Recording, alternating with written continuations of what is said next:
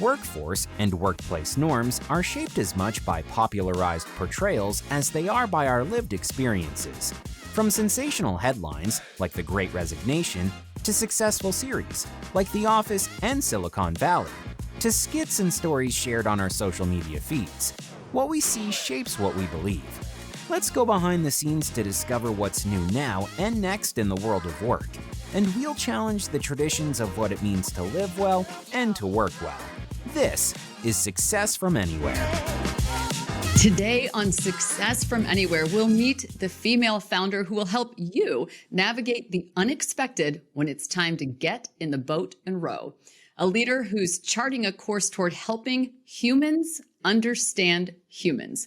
Please join me in welcoming to the show Amy Brown, founder and CEO of AuthentiCX. Welcome, Amy. Thank you, Karen. So good to be here. Because we talk a lot about the future of work and human-centric work, one question I like to ask every guest: what was your first paying job, and how did that job inspire or inform your career trajectory?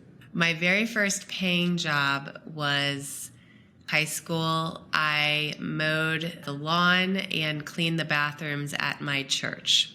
And I also did some other janitorial jobs. And I loved it because manual labor allowed me to see the impact of my work pretty instantaneously.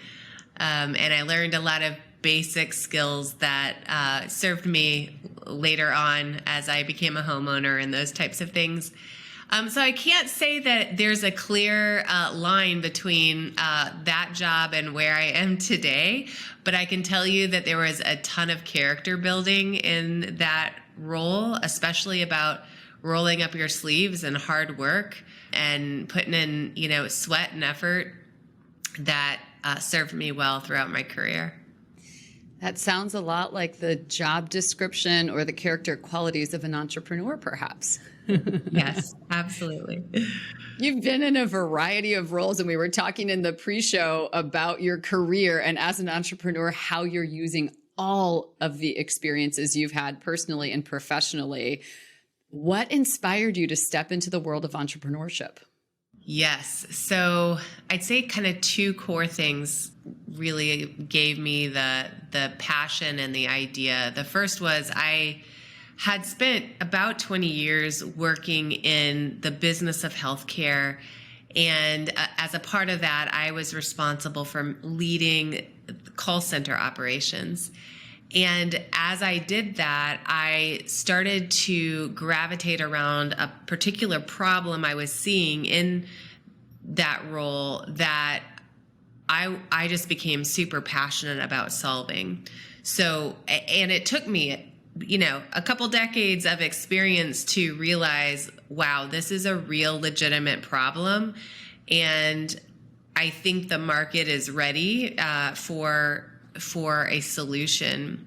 And so that would be kind of item number one that kind of pushed me towards entrepreneurialism. The second one is more personal, and that is, I had 4 children at the time that I was making the transition out of corporate world into starting my own gig. And, you tell your kids a lot, like, follow your dreams, get to know what you're passionate about, and then go do it. And so I had that going on in my head, as a mom. I also had, I was the sole source of income for my family at that time. And I also had this counterweight to that was like, hey, stay secure, keep your employment. You're the provider, and, insurance is tied to you. So this kind of anti-risk taking voice on the other side of my head kind of calling at me. And I ultimately got to the conclusion that my children deserve to see an example of what sacrifice and hard work and compromise looks like. And it's not enough to just say you have a dream and expect it to happen. You have to make sacrifices to make that happen. And so that's how I got comfortable with being uncomfortable and took the leap. Staying safe keeps us stuck is almost what I'm hearing you say. I mean, the risk averse approach would be to do what you've always done. And we fall into that temptation as human beings all the time. I'll never forget sitting in a restaurant with you over some steamed buns and talking about your idea for what is now this business. What are some of the crossroads you've had to navigate leading an organization from literally being a party of one, you, to now 110 people and one of the fastest growing businesses in the area?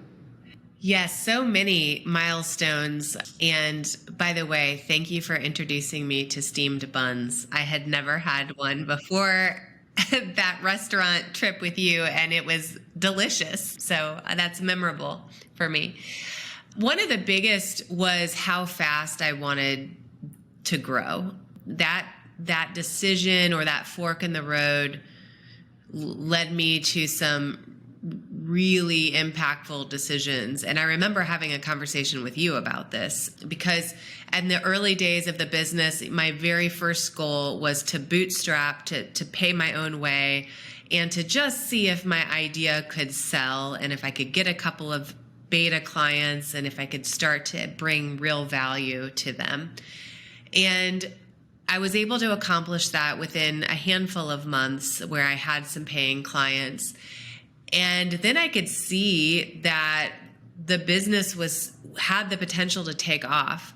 I also could see how quickly technology was advancing, and if I advanced the business at the right rate, I wanted to be on the bleeding edge of that curve in leading AI, conversational AI, which is what our business does. And so it was that fork in the road moment. What I'd never done in my life before was raise capital from a venture capital ecosystem to give me the capital needed to grow at a quicker clip. And so it was a real milestone to decide to go that route. And then it just opened up a whole nother host of decisions and milestones along the way. But it was a really important decision, and I'm really glad I made it, because I believe that what we're doing is truly innovative, and I wanted to be first to market. And congratulations on your progress with growing the business and raising capital and thinking through that decision. You know, how will this fuel our growth? You mentioned in your description there conversational AI, and we have a broad audience on the Success from Anywhere podcast. What I would invite you to do is explain conversational AI in a way that my soon-to-be 100-year-old grandfather could understand. Okay, what I would say to your 100-year-old grandfather is, if you've ever had to call a 1-800 number to talk to customer service, you've likely heard a recording speaking to you at the beginning of that call that says, "This call may be recorded for quality and monitoring purposes."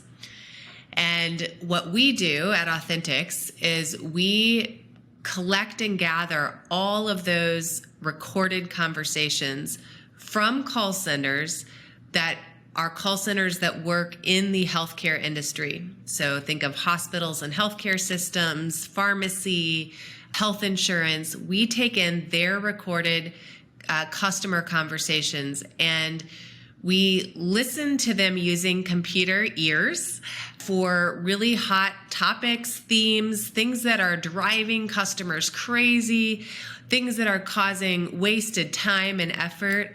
And then we help those companies who are our clients understand how they can improve their overall customer experience. And by doing that, they will improve their business results and business outcomes.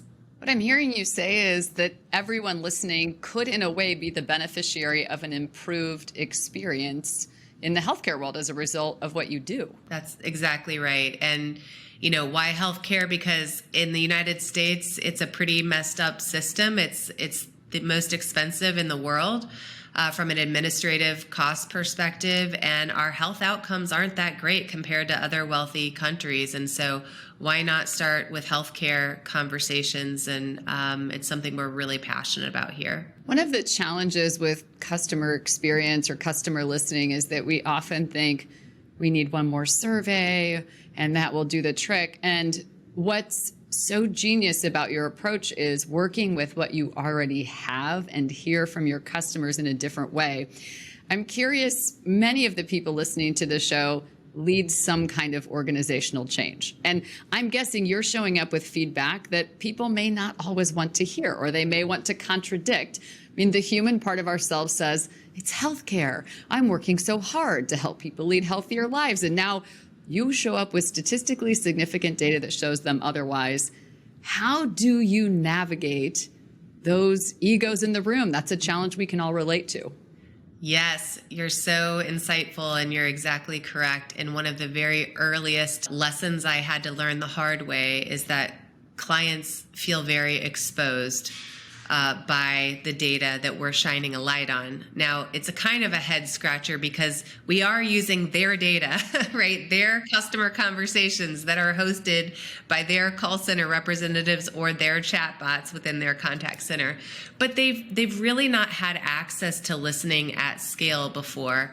And we come in and shine a big bright light on that conversational data. So how do we navigate it? Well, we've learned a lot about how to prepare the leadership team for what they're going to hear. And one of the most important things is making sure that their culture and the attendees that are in the insight session that we're presenting at are prepared to receive the information in a way that is productive and not pointing blame at any one particular area. We also have learned that you can't dispute something that you hear with your own ears. That is your literal customer's voice. And so we marry like visualized data, charts, graphs, those types of things with call clips from their contact center, from the actual conversations that are coming into our platform. And when they hear it directly from the mouths of their own customers, you can't unhear it. You can't dispute it. It's not us interpreting the information for them. It's literally their customer. So that has been a helpful tool for us. And then the last thing I would say is whenever you're taking a data source like your own customer voices, I have never had an engagement with a client where you don't find beautiful stories in that data source as well. Stories that will inspire, stories that will shine a light on the good people that work at the organization who truly care. And when you balance the negative feedback with the positive, you get a much more receptive response. What you're saying is a powerful insight. When we as human beings hear the sentence, I would like to give you some feedback, we somehow default to believing that is negative, right? We start to brace ourselves and get defensive, whether this is a one-on-one with your manager, a performance review, or customer feedback. And what I like about what you're saying is these tools have the power to shine a light on and reinforce what you're doing well, who's doing it well, what you need to keep doing. This isn't always about what you need to change or improve. Exactly. And it goes beyond just the call center operations. People are talking about the product and services, your digital front door, your website, your marketing. They're talking about all of those things. So we've found that even customer service, interactions have value for marketing and strategy and sales. And it's amazing in human conversations just how much gets shared in an unsolicited and therefore really authentic way. You reminded me of an executive I worked with for years who would say, what I want to know from our customer feedback data is who is telling us that they love us and is not spending like they do, because all day long I'll go put sales teams out to call on those people and spend more time with them. So it can illuminate sales opportunities as well, not just create a new operational portfolio, right, of things to go address. 100% right. As I think about it now, you and I had, I think it was fried avocado inside those steam buns. Yes. And something else that stuck with me from that conversation, and I referenced it in the show opening about getting in the boat and rowing, is you described something to me called the Eddy Effect, and the context in what you are doing and in the work that you're building. Tell us what the Eddy Effect is and why is it relevant to all of us? Yes. So the Eddy Effect came from a phenomenon that happens in nature. For the listeners that have ever been on a river, you likely have experienced an eddy. You know, when you think about river water flowing, the currents flow smoothest and fastest down the middle. But on the sides of the river, that's where trees and boulders are more likely to fall in, and it actually obstructs the current. When there is a obstruction of the current, what it creates is this countercurrent effect, which kind of looks like a little swirling whirlpool in the water, and things can get stuck there. And I remember in the early days of Authentics going home one evening and saying to my husband, there's this phenomenon we're seeing in the data where customers are having to call or email back over and over again just to solve the same problem because there's been some sort of disruption in their customer journey. And he said, well, hey, that sounds like a river eddy. And so that's where the name that the Eddy Effect came from. And today the Eddy Effect is not only a AI algorithm that is literally going and listening for customers who are stuck in their journey, but we also have created a metric for our clients to use to track their Eddy Effect rate, know how much it is costing them, and their North Star metric these days is how do I get my Eddy Effect rate from being 25% of my inbound customer conversations down to below 10%. Did you know that 68% of workers say a hybrid workplace is their preference? Make hybrid work for everyone with Robin. Robin is the industry-leading flexible workplace platform for connecting people with rooms, desks, and each other. We've helped companies like Peloton, Toyota, and Hulu build better workplace experiences. Plus, we integrate with the tools you already know and love. To learn more about how we make flexible work a reality, visit www.robinpowered.com. And when I hear you talk about that, what shows up for me is using technology to go from reactive to proactive. This is how you start to anticipate what's coming, right? I like that you can measure this effect.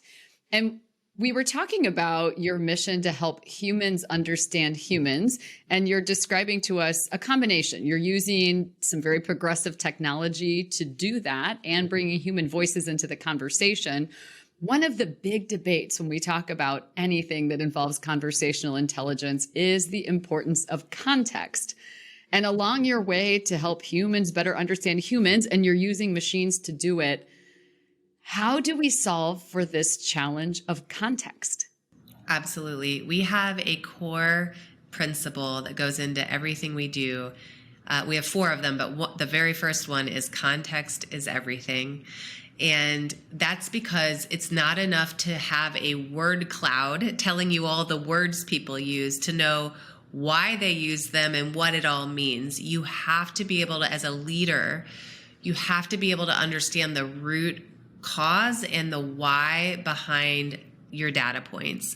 And so we spend a lot of time in our product designing not only kind of quantifiable metrics, but then the qualitative data that wraps around that quantified metric that helps give the nuance and the understanding. And that's why coupling data visualizations with customer voices serve as the illustration to the data point.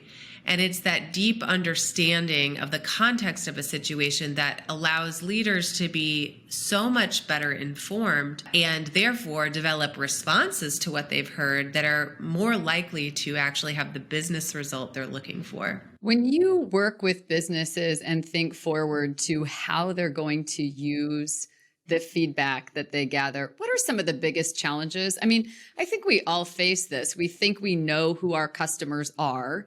And then we get some data that indicates, or we hear their voices and it indicates we may not know these customers as well as we think. How do people start planning to better use the feedback they're getting? Because your customer's trying to have a conversation with you.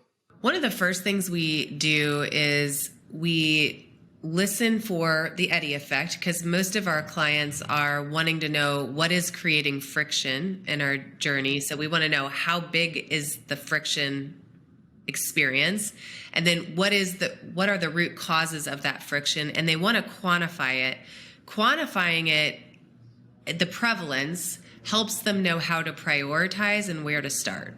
And so usually we're saying, okay, 30% of your customers are stuck, and the root reason for that is your billing processes are causing them to cycle back with you over and over again. And then we couple that quantitative data with voice data, qualitative story, so that the leaders, we help them kind of facilitate a corporate listening program where cross-functional teams are coming together, listening to these interactions together, understanding how that ties to the quantified metric, and they start creating response plans, whether that's redrawing their journey map, making some changes to their website, making some changes to their communication materials, retraining the call center agents, and then they just keep listening, right? And they want to see that over time, that issue, that friction point is trending downward.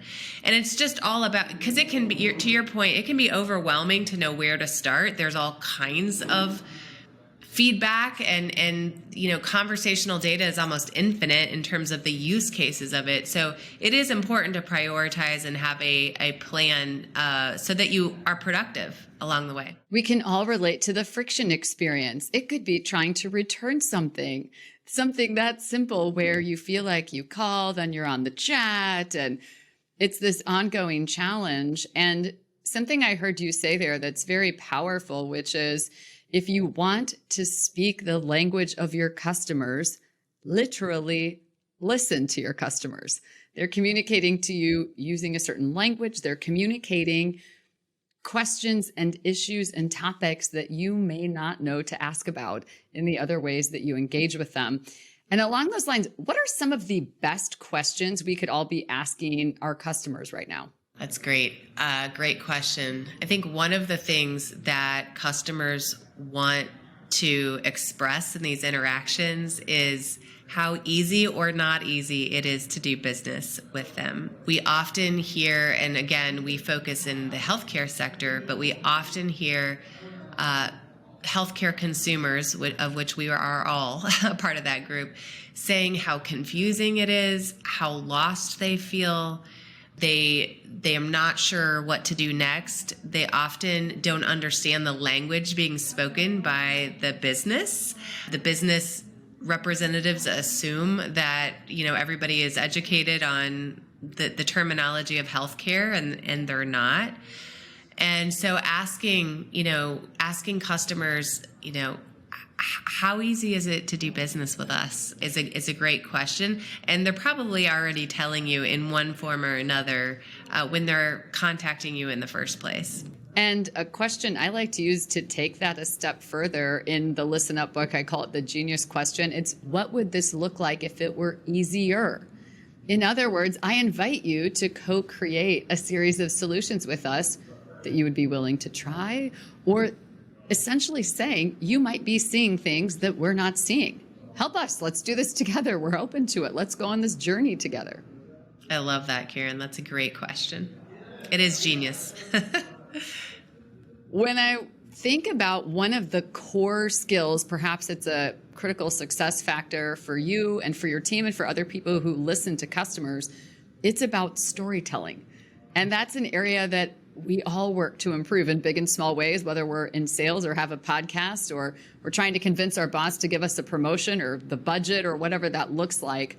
What is some of your best coaching about how to tell a compelling story that leads someone to take an action, ideally the action you'd like them to take? Yes, we actually have a role here at AuthentiCX called Insights Storyteller. And that role is designed to help create impactful data-backed stories for clients. And those roles also teach clients how to do their own data-backed storytelling for themselves. And one of the most important things to keep in mind is that as receivers of data every day, the most memorable data points are ones that not only trigger our cognitive brain, but also that trigger our amygdala, or our lizard brain. That's where the emotion center of the brain is. And when you trigger emotion, that is where memories are formed. So one of the reasons why we are so passionate about combining data visualizations that business people are used to, charts, graphs, trend lines, etc. You couple those with the voice, where you can hear tone, you can hear emotion, where you start to feel empathy. It's the combination of those things that trigger both parts of our brain, and that is what appeals to both our business sense as well as the emotional side of our brains. And once you have that, it's very hard to not act, not to take action, because you've now been impacted on multiple levels and you won't forget it. That reminds me of a story. When I worked at Cisco, the technology company, our CEO at the time, John Chambers, is a fantastic public speaker. And as you were sharing that story, what came to my mind is him saying multiple times, half of the world lives on less than $2 a day. I mean, when you hear that, you feel compelled to do something about it. I mean, it captures you intellectually and it captures your heart. And I think what you just shared there is so powerful. How do we match a voice we can hear with the data that supports, I'm not only responding emotionally, this is good for our clients, good for business, this serves a higher purpose. With your experience as an entrepreneur to date, what is a piece of advice or wisdom that you would like to gift to aspiring or current entrepreneurs and intrapreneurs listening to the show? One of the things that has carried me through hard times and good times is, just listening to my own inner voice and giving it a place at all times. The more you grow, or the more you're making progress in the world, the more voices come into the mix. In my world, I started as a company of one, and there I just had my own thoughts at all times to deal with. But as we grew, I got a board, investors, employees, advisors, consultants, clients. The voices just exponentially grow. And the times where I have maybe ignored my own inner voice have been times where I've made mistakes, and the times where I made sure to create time and space to listen for what felt truly authentic to me and what was going to make me feel like I was being true to the mission. That is when, I can look back and I can say, I'm really glad I made that decision. So making space and time for your voice to be heard, understood, and staying true to that is critically important to maintaining the stamina needed, frankly, to weather all the storms of entrepreneurship. Turn down the noise and tune into your own voice. I love that. Imagine, Amy, that you and I bump into each other at the water cooler. People say they miss this from being at the office all the time together. And so to conclude the show, I like to sort of recreate that experience by doing a lightning round of 5 quick questions to ask so the listeners can get to know you a little bit more on a personal level. Just say the first thing that comes to mind. Are you ready? Okay, I'm nervous, yes. What time of day do you do your best creative work? 4 a.m. You're the second entrepreneur that has said that on the show. Speaking of time, if you had 25 hours in every day instead of 24 hours, what would you do with your extra hour? Play with my kids. That's awesome. If you had to eat one meal every day for the rest of your life, what would it be? Pizza. Do you have a favorite topping? That's a bonus question. Oh, I like a combo of mushrooms and pepperoni. Nice. Now imagine the zombie apocalypse is coming. Who are the 3 people you want on your team? Well, my husband has been incredible. So for sure him. Oh, gosh. I have a pretty fantastic team now. But if I can, sky's the limit on this one. Steve Jobs. I don't know. Oprah Winfrey. Oh, there you go. There's a well-rounded team right there.